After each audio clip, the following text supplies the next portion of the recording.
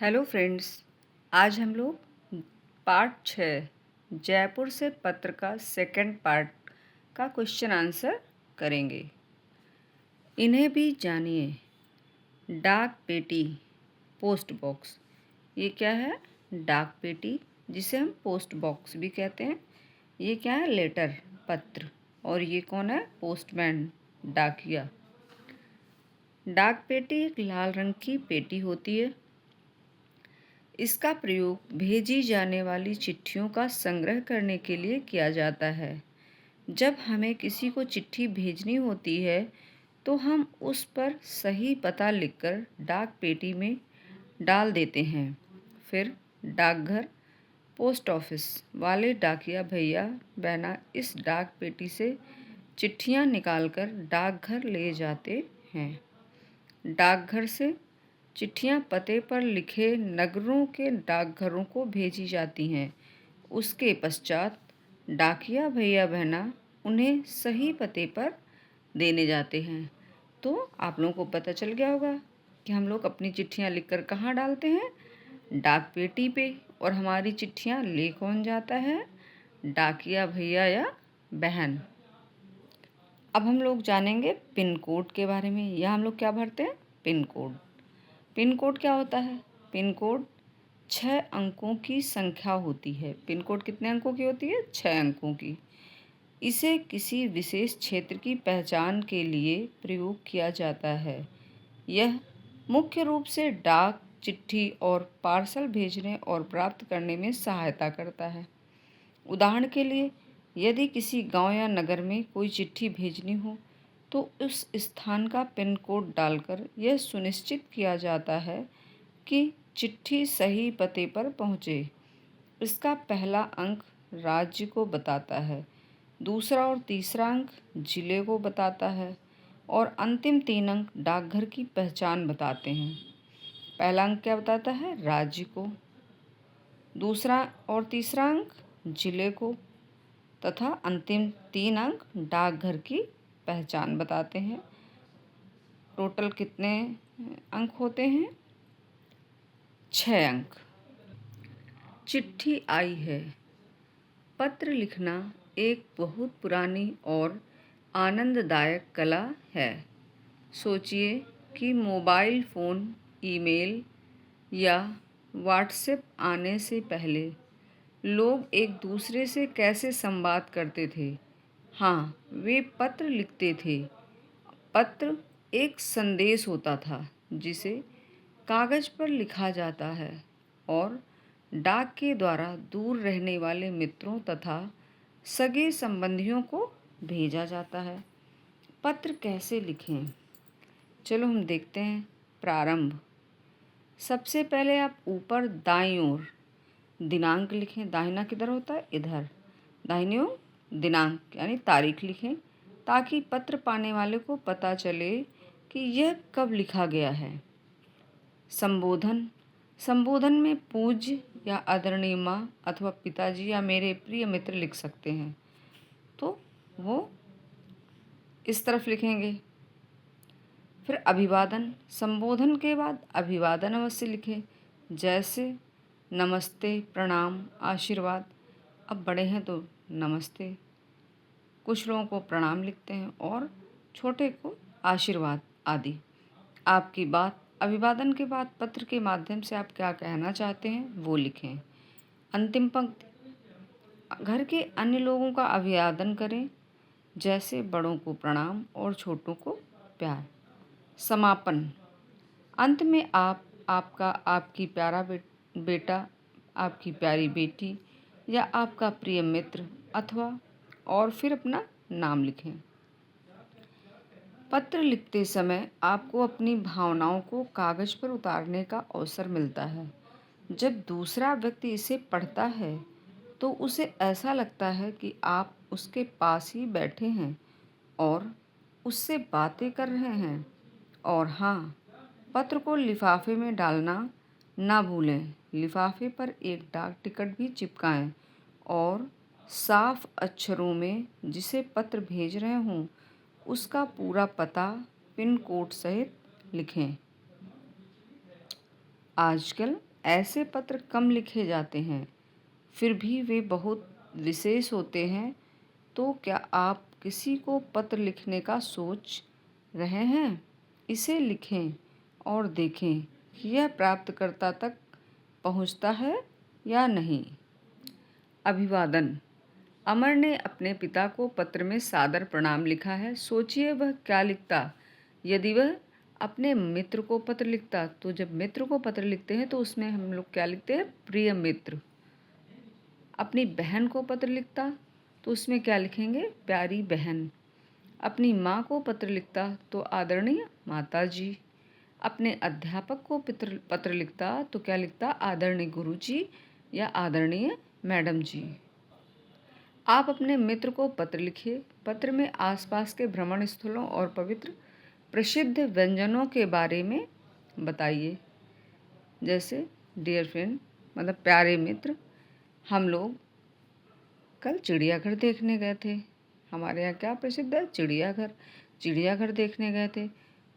वहाँ पर हम लोगों ने बहुत सारे जीव जंतु देखे, जिसमें शेर, चीता, भालू और वहाँ पे तो छोटे छोटे खरगोश भी थे और हिरन छलांग लगा रहे थे।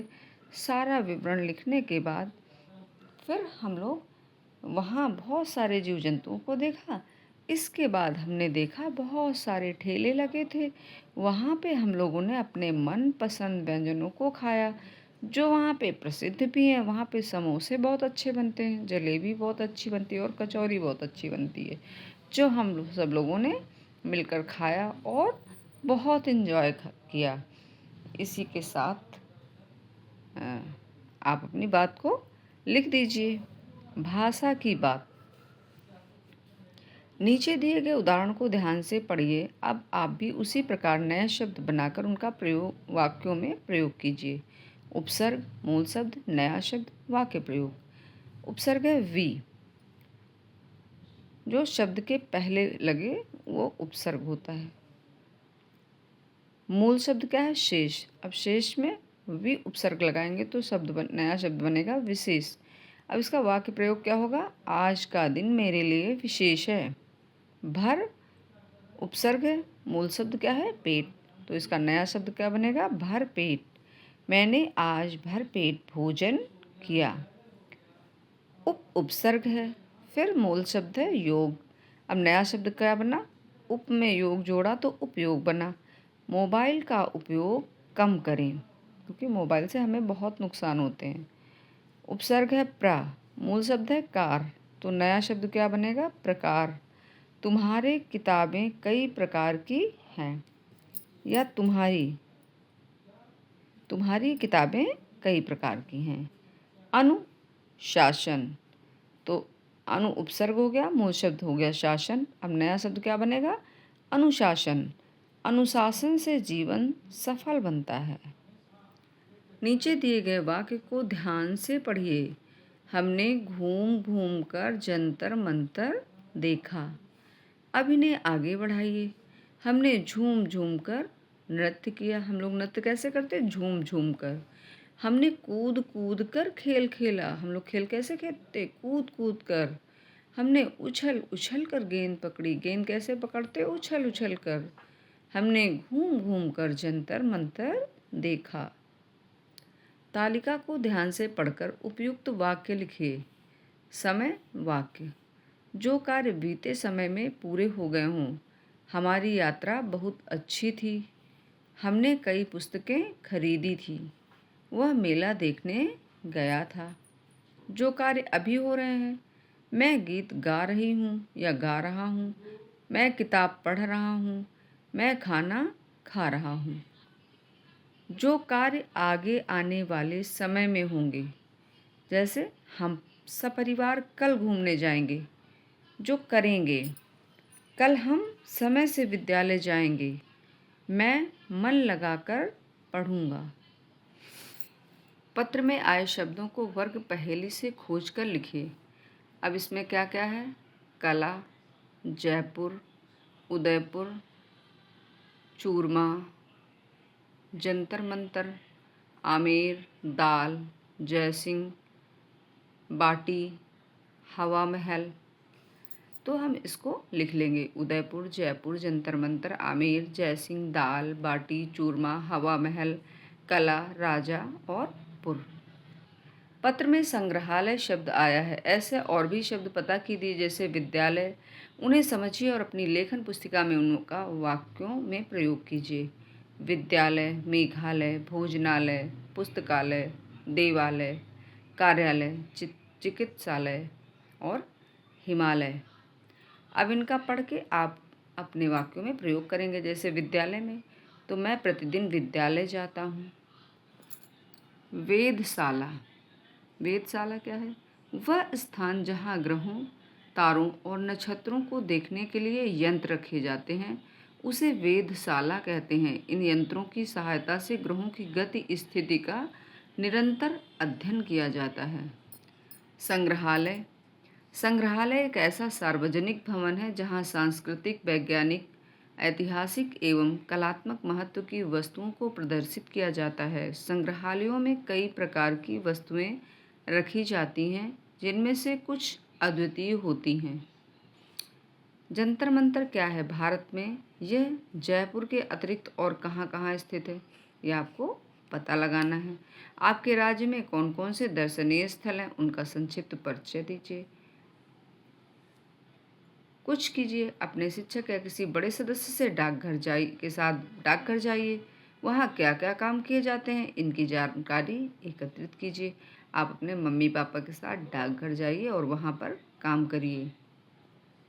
सभी विद्यार्थी 4-4 के समूहों में उत्तर प्रदेश के प्रमुख पर्यटक स्थलों के चित्रों का संग्रह कर कक्षा में प्रदर्शित करेंगे। पद की यात्रा, पद मतलब पैदल। प्राचीन काल में संदेश या पत्र भेजने के लिए व्यक्ति विशेष होते थे जिन्हें दूत कहा जाता था। कम दूरी के लिए दूत पैदल ही जाकर पत्र पहुंचा देते थे। ये दूत है, पत्र लेकर जा रहा है पैदल। लंबी दूरी के लिए पक्षियों, विशेषकर कबूतरों द्वारा पत्र भेजे जाते थे। पहले क्या था, कहीं दूर पत्र हमें भेजना होता था। अधिकतर राजा रानी अधिकतर भेजते थे, जो कबूतरों के द्वारा पत्र भेजा जाता था। अति आवश्यक पत्राचार के लिए बारी बारी से दौड़कर दूतों द्वारा पत्र पहुंचाए जाते थे। एक दूत पत्र लेकर कुछ निश्चित दूरी तक दौड़ता था, उसके बाद दूसरे संदेशवाहक को पत्र पकड़ा कर देता था। ऐसे जैसे पहले एक दौड़ कर आया, 1 किलोमीटर मान लो ये दौड़ कर आया, फिर दूसरा मिला, दूसरा 1 किलोमीटर दौड़ा, तो थकते भी नहीं थे और पत्र जल्दी पहुंच जाता था। लंबी दूरी तक संदेश पहुंचाने के लिए अश्वदूत अथवा घुड़सवारों द्वारा भी पत्र भेजे जाते थे। पहले घोड़े, अश्व माने घोड़ा, पहले घोड़े में बैठकर जल्दी से, क्योंकि घोड़ा तेज दौड़ता है, तो पत्र घोड़े के द्वारा जल्दी पहुंचा दिए जाते थे। इसमें दूत बैठकर पत्र ले जाता था। भारत में डाक विभाग की स्थापना सन 1854 में हुई। इसके बाद देश भर में डाकघर खोले गए। आज इस यात्रा में स्पीड पोस्ट जैसी सुविधाएं भी उपलब्ध हैं। पहले डाकघर नहीं होते थे। तो भारत में कब से डाक व्यवस्था शुरू हुई? 1854 ईस्वी में। शब्दों का फुहारा, फुहारे में दी गई शब्द पहेली को निर्देशों की सहायता से हल कीजिए। अब इसमें कुछ निर्देश दिए गए हैं, तो इनमें शब्द पहेलियाँ भरनी हमें। तो पहले हम लोग निर्देश पढ़ लेते हैं। राजस्थान का एक प्रसिद्ध पर्यटक स्थल तो क्या है? हवा महल। महाराष्ट्र की एक प्रसिद्ध गुफा अजंता। हैदराबाद में एक प्रसिद्ध मीनार चार मीनार। कोलकाता का एक प्रसिद्ध पुल हावड़ा ब्रिज। दिल्ली का एक प्रसिद्ध किला लाल किला। आगरा का एक प्रसिद्ध पर्यटन स्थल ताजमहल। तो हमने देखो अपनी वर्ग पहेली में भर दिया हवा महल, अजंता, चार मीनार, हावड़ा ब्रिज, लाल किला, ताजमहल। अगर आपको कोई क्वेरी हो तो आप क्वेश्चन अपना कमेंट्स करके पूछ सके। और बिजली, अगर आपको मेरा वीडियो अच्छा लगे तो आप सब्सक्राइब भी कर लें। Thank you.